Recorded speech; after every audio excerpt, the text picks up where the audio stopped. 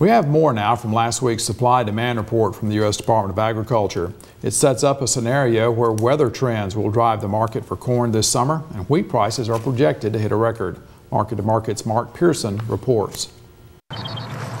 Adverse weather conditions, reductions in acreage, and tighter ending stocks were highlights of the report. According to USDA, total U.S. corn acreage will fall by more than 1.5% to 90.7 million acres.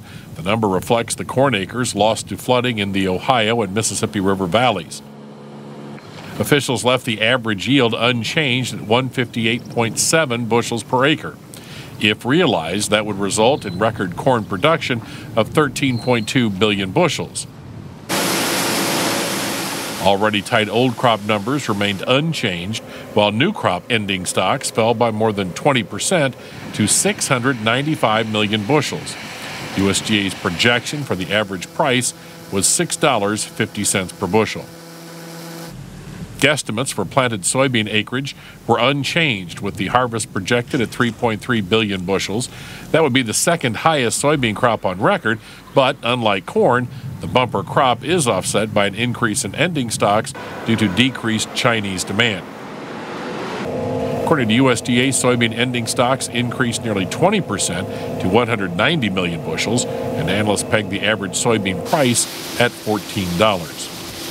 U.S. wheat production is expected to be reduced by nearly 7% to slightly over 2 billion bushels as fewer acres were planted and projected yields declined. While old crop exports are expected to decrease by 2% to 680 million bushels, ending stocks are projected to be 15% lower. The average price is estimated at $7.70, which would be a record. The report was considered by analysts as bullish for corn, bearish for soybeans, and neutral to bearish for wheat. But the big story in this report remains reduced acreage and very tight corn supplies.